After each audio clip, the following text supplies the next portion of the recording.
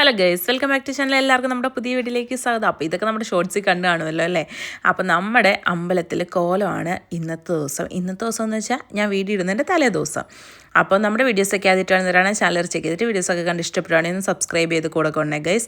അപ്പോൾ നമ്മുടെ ചാനലൊക്കെ തുടക്കമാണ്. വീഡിയോസൊക്കെ ഇഷ്ടപ്പെട്ടാൽ സബ്സ്ക്രൈബ് ചെയ്യണേ. അതൊക്കെ കഴിഞ്ഞിട്ട് നമ്മൾ തലേ ദിവസം എന്ന് വെച്ചാൽ കോലം ജനുവരി 3 ജനുവരി 2 നമ്മൾ അമ്പലത്തിൽ പോയതാണേ. ഗാനമേളയൊക്കെ ഉണ്ടായിരുന്നു. അപ്പം വൈകിട്ടൊക്കെ ഒന്ന് പോയി കാണാമെന്ന് വിചാരിച്ച് ഇറങ്ങിയതാണ്. വിഷ്ണുവേട്ടൻ അന്നാണ് വന്നത്. അപ്പോൾ നമ്മളെല്ലാവരും കൂടെ കാണാൻ ഇറങ്ങിയതാണ്. ഈ പ്രാവശ്യം എന്തായാലും അമ്പലത്തിൽ പാർക്കിംഗ് സൗകര്യമൊക്കെ ഉണ്ട്. ഹൈവേയുടെ അടുത്ത് ചേർന്ന അമ്പലമായിട്ട് പാർക്കിംഗ് ഒക്കെ ഭയങ്കര ബുദ്ധിമുട്ടായിരുന്നു. ഈ പ്രാവശ്യം അമ്പലക്കാർ തന്നെ പാർക്കിങ്ങിന് സൗകര്യമൊക്കെ ഒപ്പിച്ചിട്ടുണ്ട് കേട്ടോ. നമ്മളിതേ അമ്പലത്തിൽ വന്നു. ഗാനമേള അവിടെ നടന്നുകൊണ്ടിരിക്കുകയാണ്. അതിൻ്റേതായ നല്ല തിരക്ക് റോഡിൽ വരെ ഉണ്ട്. നമ്മളവിടെ നിന്ന് പിന്നെ കുറച്ച് ഫോട്ടോസൊക്കെ എടുത്തു. എല്ലായിടും ഒരു ഫോട്ടോ എടുക്കുന്ന സെക്ഷൻ കാണുമല്ലോ. അങ്ങനെ ഈ അമ്പലത്തിൽ ഇവിടെയും പിന്നെ ഫ്രണ്ടിലുമാണ് എല്ലാവരും ഫോട്ടോ എടുക്കുന്നത്. പിന്നെ പിറ്റേ ദിവസത്തേക്ക് ഇവിടെ മൊത്തം സെറ്റ് ചെയ്യാനുള്ള പൂവൊക്കെ അവർ സെറ്റ് ചെയ്തുകൊണ്ടിരിക്കുകയാണ്. ജനുവരി 3 ആദ്യത്തെ ദിവസം പടിഞ്ഞാറേക്കര എന്ന് വെച്ചാൽ ഞങ്ങളുടെ കര. അപ്പം ഞങ്ങളുടെ കരയുടെ കോലമാണ്. അതിന് നെക്സ്റ്റ് ദിവസം ജനുവരി 4 ഞായറാഴ്ച കിഴക്കേക്കരയുടെ കോലമാണ് കേട്ടോ. അപ്പോൾ അമ്മയും വിഷ്ണുവേട്ടനും ഈശാനൊക്കെ അവിടെ തൊഴുതുകൊണ്ടിരിക്കുകയാണ്. ഭയങ്കര തിരക്കുണ്ട് കേട്ടോ. അതിൻ്റെ കൂട്ടത്തിൽ ഇവിടെ എല്ലാം മണ്ണ് ഇറക്കിയിട്ടുണ്ട്. നടന്ന് നീങ്ങാനാണെങ്കിൽ ഭയങ്കര പാടാണ്. അത് കഴിഞ്ഞ് വൈകുന്നേരം എതിരേപ്പുണ്ട്. അതിൻ്റെ താലമൊക്കെ അവിടെ എല്ലാവരും ഒരുക്കിക്കൊണ്ടൊക്കെ ഇരിക്കുകയാണ്. പിന്നെ ആസ് യൂഷ്വൽ ഇശാൻകുട്ടനാണെങ്കിൽ വന്നു കഴിഞ്ഞാൽ കളിപ്പാട്ടക്കടയിലൊന്ന് കയറി നോക്കണം. അപ്പോൾ അവനാണെങ്കിൽ ആ ബബിളിൽ ഉണ്ടാകുന്ന സാധനമാണ് എടുത്തത്. പക്ഷെ അവനിങ്ങനെ കുറേ നേരം സെലക്ട് ചെയ്യണം. നമ്മൾ തുണിക്കടയിലൊക്കെ പോയി നിന്ന് സെലക്ട് ചെയ്യുന്ന പോലെ അവനിങ്ങനെ സെലക്ട് ചെയ്ത് എടുക്കത്തുള്ളൂ.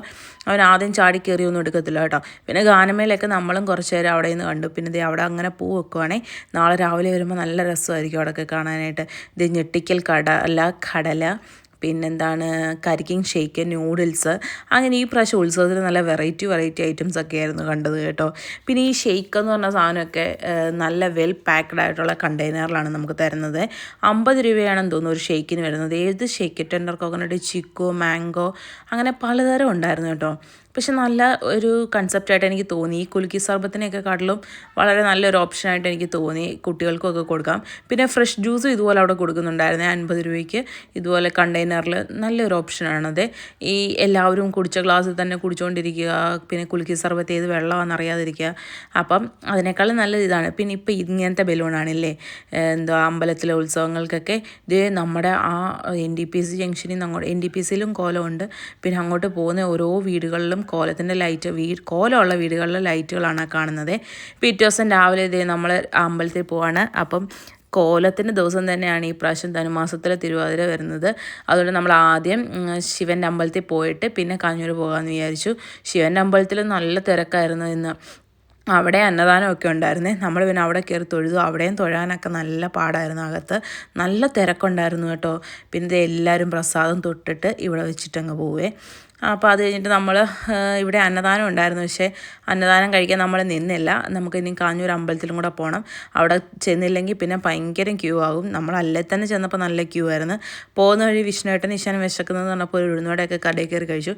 ഇതെല്ലാം കോലം നടക്കുന്ന ഓരോരോ വീടുകളാണ്. നമ്മൾ ഇന്നലെ രാത്രി പോയപ്പോൾ ലൈറ്റൊക്കെ കണ്ടില്ലേ, ആ വീടൊക്കെയാണിത്.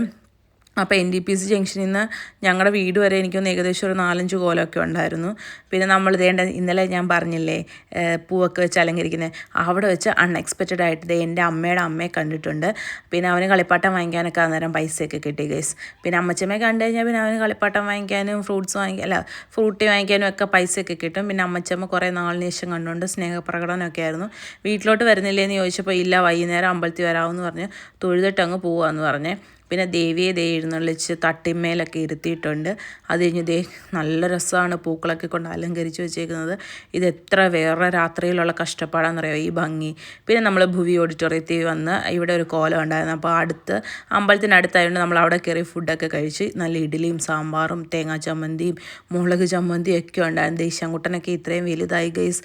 ഇവനിപ്പോൾ ഞങ്ങളുടെ കൂടെ ഒക്കെ ഇരുന്ന് കഴിക്കാറൊക്കെ ആയിട്ടുണ്ട്. അത് കഴിഞ്ഞ് വീട്ടിൽ വന്ന് നല്ലൊരു ഉറക്കം കഴിഞ്ഞിട്ട് ഞങ്ങളിതേ 12:30 ആയപ്പോഴത്തേക്ക് എൻ്റെ ചേച്ചിയുടെ വീട്ടിലോട്ട് പോവുകയാണേ. അവിടെയാണ് നമ്മളിന്ന് ഉച്ചയ്ക്ക് കഞ്ഞി കുടിക്കാൻ പോകുന്നത്. ഞാൻ പറഞ്ഞില്ലേ ഓരോ നേരം നമ്മൾ ഓരോരുത്തരത്തു നിന്നാണ് കഴിക്കുന്നത്. ഇഷാൻകുട്ടൻ്റെ ബൈക്കിൽ പോകണമെന്ന് പറഞ്ഞ് വാശിയായിരുന്നു. പിന്നെ അവനും അവൻ്റെ അച്ഛനും കൂടെ ബൈക്കിലും ഞാനും അമ്മയും കൂടെ സ്കൂട്ടറിലും പോയി. അമ്മയെ തിരക്കിയാണ് ഞാൻ പോകുന്നത്. അല്ല ഗൈസ്, ഇഷാൻകുട്ടൻ്റെ തൊപ്പി എടുക്കാൻ പോവുകയാണ്. കാര്യം നല്ല വെയിലുണ്ടല്ലോ, മണി 12:30 അപ്പോൾ അവന് ബൈക്കിൽ തന്നെ പോകണമെന്നുള്ള വാശിക്കാണ് ആ ബൈക്കിൽ കയറി നിൽക്കുന്നത്. നിങ്ങൾ ഇപ്പോൾ കാണുന്നവർ വിചാരിക്കും കുഞ്ഞിനെ തന്നെ ബൈക്കിൽ നിർത്തി ബൈക്കിൽ മറിഞ്ഞു വീണാലൊന്ന്. വിഷ്ണുട്ടൻ തൊട്ടടുത്ത് നിൽപ്പുണ്ട് കേട്ടോ. ഇവനാണെങ്കിൽ ഒരു ശകലം പറഞ്ഞാൽ കേൾക്കത്തില്ല. നമുക്കല്ലാതെ പോകാമെന്ന് പറഞ്ഞാൽ അവൻ കേൾക്കത്തില്ല. അവന് ബൈക്കിൽ തന്നെ പോകണമെന്നുള്ള ബഹളമാണ്. പിന്നെ നമ്മൾ നേരെ ചേച്ചിയുടെ വീട്ടിലാണ് എത്തിയത്. ചേച്ചിയുടെ വീട്ടിലെന്ന് പറഞ്ഞാൽ ഇവിടുന്ന് കവല വരെ പോകണമായിരുന്നു. അവിടെ നിന്നും പോകാം, പിന്നെ വേറൊരു ബൈ റൂട്ടുണ്ട്, അങ്ങനെയും പോകാം. ഞങ്ങൾ പിന്നെ കവല വഴി പോയി. ഞങ്ങൾ റോഡെല്ലാം പൊളിച്ചിട്ടേക്കുക ഗൈസ്. അത് കഴിഞ്ഞ് ചേച്ചിയുടെ വീട്ടിലെത്തി. ആ കുഞ്ഞാവ എടുത്തുകൊണ്ടിരിക്കുന്നതാണ് ചേച്ചി. ഇഷാൻകുട്ടനെ കണ്ടപ്പോൾ ദൂരേനേ കൈ നീട്ടി വിളിക്കുകയാണ് കേട്ടോ. അവിടെ നമുക്ക് ഉച്ചയ്ക്ക് കഞ്ഞിയും അസ്ത്രവും കടുവുമാങ്ങയും പപ്പടമായിരുന്നേ. അവിടെ മാത്രമല്ല എല്ലാ കോലം നടക്കുന്ന വീട്ടിലും ഉച്ചയ്ക്ക് കഞ്ഞി അസ്ത്രവും കടുവുമാങ്ങയാണ്. അപ്പോൾ നിങ്ങൾ വിചാരിക്കും സദ്യയില്ലേന്ന്. സദ്യ ഉണ്ട് ഗൈസ്, അത് രാത്രിയിലാണ് എല്ലായിടത്തും സദ്യ. പായസമൊക്കെ കൂട്ടി സദ്യ ഉള്ളത്, പ്രഥമനൊക്കെ കൂട്ടി. അവിടുന്ന് നമ്മൾ വന്ന് കിടന്ന് ഇച്ചിരി നേരം ഉറങ്ങിയിട്ട് പിന്നെ കൂട്ടക്കൊട്ട് കാണാനായിട്ട് അമ്പലത്തിൽ പോവുകയാണേ. ഞാനും വിഷ്ണുവേട്ടനും ഇഷാനും മാത്രമേ പോയുള്ളൂ അമ്പലത്തിൽ കൂട്ടക്കൊട്ട് കാണാനായിട്ട്. അവിടെ ചെന്നപ്പോൾ ദേവിയും ദേവന്മാരും എല്ലാവരും കൂടെ നിന്ന് നല്ല രസമുണ്ടായിരുന്നു ചുവട് വെക്കുന്ന കാണാനായിട്ട്.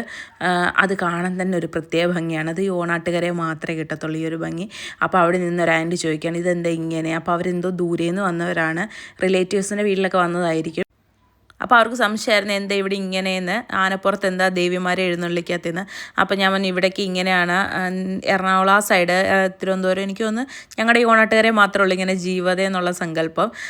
ദേവി അതിനകത്ത് ആവാഹിച്ചിട്ട് അതിനകത്താണ് ദേവി എഴുന്നള്ളിക്കുന്നത്.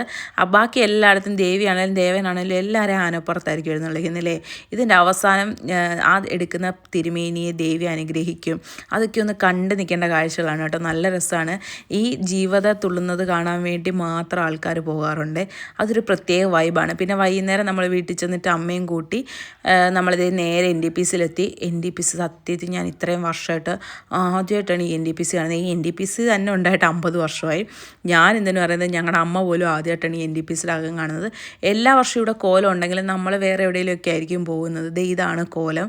ദേവിയുടെ രൂപങ്ങളൊക്കെ വരച്ചിട്ട് കമുകൻ പാളയിൽ വരച്ചിട്ട് കോലം പല കളറൊക്കെ യൂസ് ചെയ്തിട്ട്, കളറൊക്കെ നമ്മുടെ ആർട്ടിഫിഷ്യലൊന്നുമല്ല, നാച്ചുറലായിട്ടുള്ള കളറ്, മഞ്ഞൾ, കരി അങ്ങനെയൊക്കെ യൂസ് ചെയ്ത്, കുങ്കുമം അതൊക്കെ യൂസ് ചെയ്തിട്ടാണ്.